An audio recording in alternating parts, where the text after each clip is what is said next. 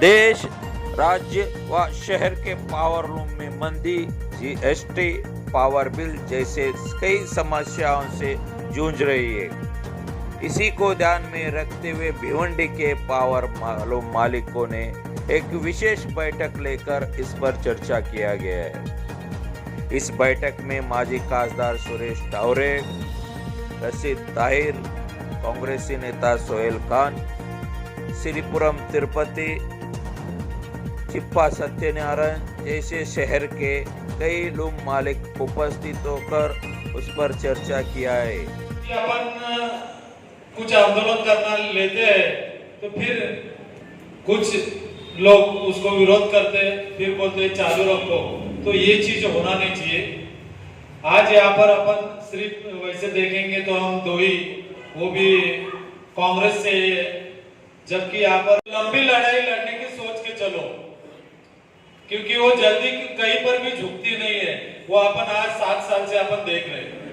और मैं खास तौर से हिंदू भाई से कहूंगा कि आप लोग जितने भी बाकी लोगों को कन्विंस करो और उन लोग को भी इसमें शामिल करके लो। ये नहीं होना चाहिए कि हम लोग को कोई फर्क नहीं पड़ता है। वो सिर्फ क्योंकि इससे पहले जब भी लड़ते और वो तो बोले उनको ही फर्क पड़ता है, हम लोग को क्या फर्क पड़ता है, हम तो बोले नए आंदोलन में आएंगे। तो ये चीज मत करो। उसी दिन हम सिंदरी खरीदते हैं, उसी दिन 12% हम जीएसटी भर देते हैं और हमको कपड़ा जब बिकता है और रिफंड हमको बहुत दिनों के बाद मिलता है। हमारी मांग ये सरकार से कि दोनों पे जो है काटन के कपड़े में से 5% हो, वैसे सिंथेटिक में भी 5% हो और काटन खलिहान पे भी हो, कपड़े पे दोनों को बराबर।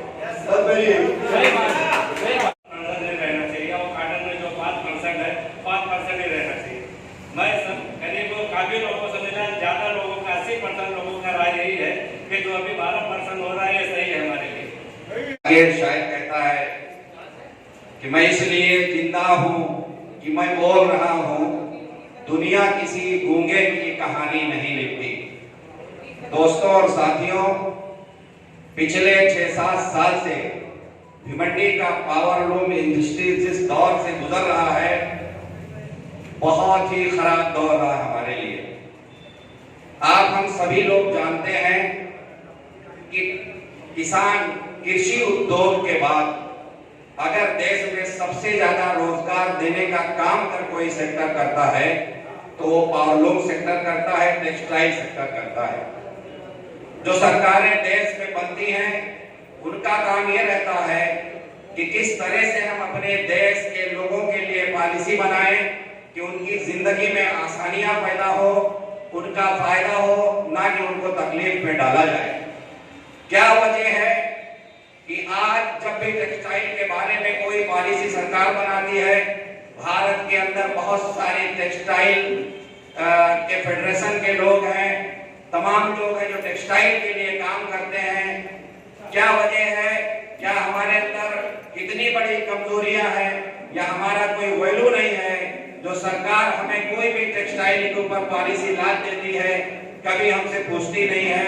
इसके बारे में हमें गौर व फिक्र करने की जरूरत है। करने के लिए हम तमाम लोगों को मुत्तहिद होना होगा, एक होना होगा। भारत के अंदर सबसे बड़ा अगर कोई टेक्सटाइल सेक्टर है तो वो भिवंडी है। तो सबसे पहले हमारी जिम्मेदारी बनती है, भिवंडी के लोगों की जिम्मेदारी बनती है कि इस तरह की कोई पॉलिसी बनती है तो हमें उसके लिए आवाज उठाना चाहिए। 12% और 5% की बात तो बात की बात है। क्या वजह है कि टेक्सटाइल के बारे में बार-बार पॉलिसियां चेंज की जा रही हैं और हमें कोई वैल्यू नहीं दिया जा रहा है। मैं यहाँ पर आज यहाँ मीटिंग बुलाई है, बहुत अच्छी बात है। मैं रशीद भाई से कहना चाहूंगा कि और मजबूत करिए अपने फेडरेशन को और लोगों को जोड़िए और आपको लड़ना पड़ेगा। जब तक कोई अपने इंडस्ट्री के लिए, अपने कारोबार के लिए अपनी आवाज नहीं बुलंद करेगा, इसी तरह आपको दबाया जाएगा।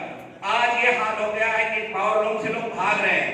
नौजवान बच्चे जो पावरलूम में काम करते थे, आज वो हाथ जोड़ रहे हैं, अपने पिताजी से कहते हैं पिताजी मैं इस लाइन में काम नहीं करूंगा, मैं पावरलूम का काम नहीं करूंगा, दूसरी जगह भाग रहे हैं। आखिर ऐसा क्यों हो रहा है? एक जमाना था कि पावरलूम से अच्छा कोई सेक्टर नहीं था, आज ये जमाना है कि पावरलूम से खराब कोई सेक्टर नहीं रहा। तो हमें इसके लिए लड़ाई लड़ना होगा, सरकार के ऊपर दबाव करना होगा। हिंदुस्तान या दुनिया में जितनी सरकारें बनती हैं उनका काम रहता है अपने देश के लिए, अपने देश के जो आवाम के लिए काम करने का रहता है। हमारे को तकलीफों में क्यों डाला जा रहा है? पॉलिसी बार बार क्यों चेंज की जा रही है? बहरहाल बहुत सारी बातें हमारे जो सीए हैं आप लोग ने बताई। और जो टेक्सटाइल के ऊपर मारा चल रहा था उससे ज्यादा नहीं होना चाहिए, उस पे रहेगा तो लोग हो सकता है अपना पावर लूम चला सके। ये मेरा सुझाव है। और दोस्तों एक बार मैं फिर अभी लास्ट में आपको बोलूंगा, आप लोग मुतहिद हो जाओ। अब जो जीएसटी आया है तो इसका बारे में जो चर्चा तो पूरा देश भर में चल रही है। मेरा दोस्तों के सिलसिला से भी हमको कई फोन आ रहे हैं कि ये एक बार बढ़ाओ एक बार कम करो। इसमें क्या है, एक तो मंदी में चल रहा है कोरोना से, जो ये पावरलूम उद्योग बहुत पूरी तरह से मार खाया है। ऐसे वक्त पर इसमें और कोई फेरबदल करके ये किया तो अपने को तकलीफें होगी।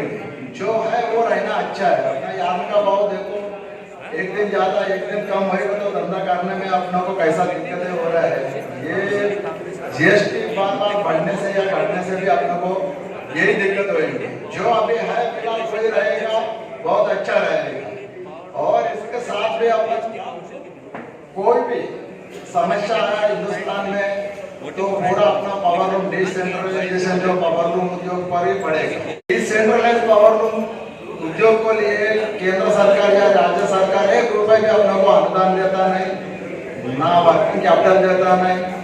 जब अपन कारखाना डालते हैं तो कम से कम अपन को बैंक लोन भी नहीं देते हैं। जो भी अपना लूम है अपना बाप दादे का कमाया या नहीं तो अपना खून पसीने का कमाया। अगर सरकार को कुछ टैक्स डालना है या बढ़ाना है कुछ भी हो, 10,600 करोड़ रुपया पिछले 3 महीना पहले जो उद्योगपतियों के लिए अनुदान के लिए दिया है आर्टिफिशियल टेक्सटाइल करके और जो मैन मेड फाइबर करके, उन्हीं का ऊपर 12% नहीं ना 15% डालो 20% डालो, क्योंकि तो 10-10 हजार करोड़ देता है।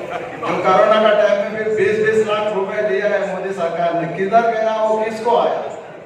कोई अपना से जो छोटा इंडस्ट्री को बोला, एसएमएस अपना जो स्मॉल स्केल इंडस्ट्री भिवंडी में जो जितना स्मॉल स्केल इंडस्ट्री है किधर भी नहीं है। मैं समझता हूँ मेरे को किसको आया नहीं करके।